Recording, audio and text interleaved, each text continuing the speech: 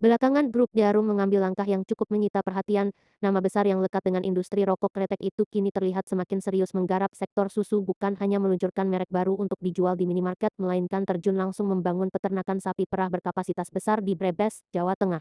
Melalui The Global Dairy Bersama, mereka mengembangkan kawasan peternakan terintegrasi seluas kurang lebih 710 hektare. Rencananya, lokasi ini mampu menampung hingga 30.000 ekor sapi. Ambisinya pun besar, dengan target produksi mendekati 180.000 ton susu setiap tahun jika dibandingkan dengan peternakan jarum di Subang yang hanya sekitar 6.000 ekor. Skala Brebes ini melonjak berkali lipat. Di permukaan, manuver ini mungkin tampak seperti ekspansi standar, ada modal besar lalu merambah bidang baru. Namun jika ditelaah lebih jauh, ini bukan sekadar menambah portofolio, ini cara Jarum menyiapkan diri menghadapi masa depan. Dalam bisnis mengandalkan satu sumber pemasukan saja membuat perusahaan mudah goyah. Kuat hari ini belum tentu aman besok karena regulasi bisa berubah, selera pasar bergeser, gaya hidup bergerak, atau ekonomi menekan. Jarum memahami risiko itu, rokok memang masih menjadi mesin uang utama, namun tekanannya kian meningkat, cukai yang terus naik, regulasi kesehatan yang ketat, batasan promosi, hingga pergeseran pandangan publik terhadap rokok. Industri ini mungkin tidak akan lenyap dalam waktu dekat, tapi menunggu sampai krisis datang jelas bukan pilihan bijak dalam bisnis. Menyiapkan payung ketika langit masih terang selalu lebih baik daripada kalang kabut saat hujan turun. Karena itu, Jarum sudah lama tidak bertumpu pada rokok saja, mereka merambah perbankan melalui elektronik lewat Poltron, lalu properti, retail, teknologi, investasi venture, hingga food and beverage. Sekilas terlihat seperti ekspansi acak ke segala arah, padahal bagi korporasi, ini strategi menyebar risiko saat satu lini lesung lini lain bisa menopang. Ada faktor sejarah yang kerap dikaitkan dengan kebiasaan diversifikasi ini. Pada 1963, pabrik keluarga mereka hangus terbakar. Momen itu menjadi pelajaran pahit bahwa usaha sebesar apapun bisa terguncang jika terlalu bertumpu pada satu titik. Sejak itu, cara berpikir mereka bergeser, bukan sekadar soal tumbuh besar, melainkan soal kemampuan bertahan ketika situasi berubah. Masuknya Jarum ke susu bisa dilihat sebagai kelanjutan strategi jangka panjang tersebut. Susu bukan produk biasa, ia menyentuh kebutuhan harian keluarga, gizi anak, program sekolah, industri makanan, bahkan agenda ketahanan pangan nasional. Permintaannya besar dan berkelanjutan, sementara Indonesia masih menghadapi persoalan klasik, produksi susu dalam negeri belum mampu menutup kebutuhan.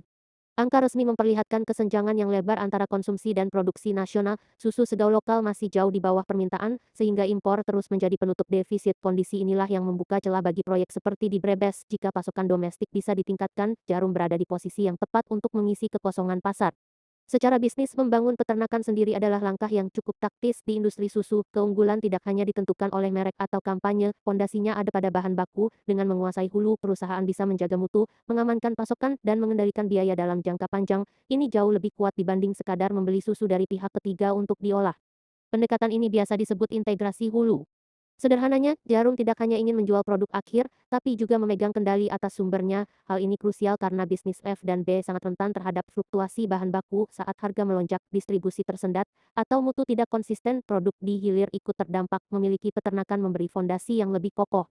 Milkleaf menjadi ujung tombak Jarum di kategori ini. Merek tersebut berada di bawah Savoria Group, payung bisnis F dan B milik Jarum. Dengan dukungan peternakan raksasa, Milkleaf bisa bersaing bukan hanya lewat desain kemasan atau rasa, melainkan lewat narasi bahwa produknya lahir dari rantai pasok yang terkontrol penuh dari kandang hingga ke tangan konsumen. Tentu lain, susu bukan wilayah tanpa penghuni, pasar sudah diisi pemain mapan. Ultrajaya dominan di segmen Cimori gencar di susu segar Ogak dan turunannya, beberapa pemain baru pun mulai melirik hulu peternakan, jadi Jarum tidak masuk ke kolam tenang, melainkan ke medan yang persaingannya sudah ketat. Keunggulan Jarum ada pada kekuatan modal, jaringan distribusi, dan rekam jejak mengelola bisnis lintas generasi. Peternakan sapi perah menuntut kesabaran ekstra, hasilnya tidak datang semalam, ada kompleksitas mulai dari pembukaan lahan, pembangunan kandang, penyediaan pakan, kesehatan ternak, dan teknologi, manajemen limbah, cold chain, hingga pabrik pengolahan. Ini bukan bisnis yang bisa sukses hanya dengan tren sesaat. Salah kelola, sapi bukan menghasilkan liter susu, melainkan tumpukan biaya. Di sisi lain, proyek di Brebes menyimpan potensi dampak ekonomi lokal yang signifikan. Ribuan lapangan kerja bisa tercipta, petani pakan lokal bisa terserap, dan ekosistem usaha baru dapat tumbuh di sekitarnya. Namun janji itu harus diwujudkan, bukan sekadar dipresentasi. Warga sekitar harus menjadi bagian dari manfaat, bukan sekadar penonton proyek raksasa di halaman belakang mereka. Ada pula catatan penting terkait lingkungan. Operasi skala besar berarti tantangan limbah, konsumsi air, dan tata kelola lahan. Jika ditangani dengan standar tinggi, proyek ini bisa menjadi contoh peternakan modern yang berkelanjutan. Sebaliknya, jika fokusnya hanya volume, risikonya akan jatuh ke masyarakat dan alam sekitar. Maka tolok ukur keberhasilan bukan sekadar tonase susu, melainkan juga kualitas dampak sosial dan ekologisnya. Bagi industri nasional, kehadiran Jarum membawa dua konsekuensi. Pertama, kompetisi akan semakin sengit, pemain existing dipaksa meningkatkan mutu, efisiensi harga, dan jangkauan distribusi. Kedua, ada peluang peningkatan standar industri secara keseluruhan. Masuknya modal besar ke hulu biasanya mendorong modernisasi. Tugas pemerintah adalah menjaga agar persaingan tetap sehat dan peternak rakyat tidak terpinggirkan. Menariknya, manuver ini menyimpan pelajaran yang cukup mendasar dalam dunia usaha. Rasa khawatir tidak selalu negatif. Kekhawatiran kehilangan pasar membuat perusahaan lebih awas. Kekhawatiran akan ketergantungan tunggal mendorong diversifikasi. Kekhawatiran akan kejatuhan membuat mereka menumbuhkan penyangga baru sebelum fondasi lama rapuh. Jarum bukan meninggalkan rokok, mereka sedang menambah tulang punggung bisnisnya, dari tembakau ke perbankan, dari elektronik ke properti, dari teknologi ke F&B, dan sekarang ke susu serta peternakan. Untuk grup sebesar ini, diversifikasi bukan sekadar soal ambisi tumbuh, ini mekanisme bertahan hidup ngagau ketika satu pintu tertutup, pintu-pintu lain tetap terbuka.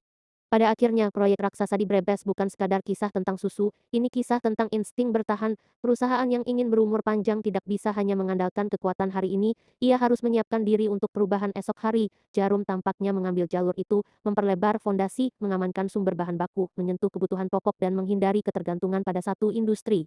Jika direnungkan, prinsipnya sama untuk skala kecil, individu melakukan diversifikasi lewat mengasah keterampilan baru, merintis usaha sampingan, menyiapkan dana darurat, atau mencari penghasilan tambahan. Konglomerat melakukannya dengan skala berbeda, membangun bank, pabrik, jaringan retail, perusahaan teknologi, hingga peternakan seluas ratusan hektare. Ukurannya memang berbeda jauh, tapi logikanya serupa. Jangan terlena pada satu sumber penghidupan, sebab dalam bisnis yang tampak kokoh sekarang belum tentu menjamin keamanan nanti. Jarum tampaknya memahami betul hal itu, dan kali ini, strategi itu terwujud dalam bentuk yang tidak biasa, segelas susu dari peternakan raksasa.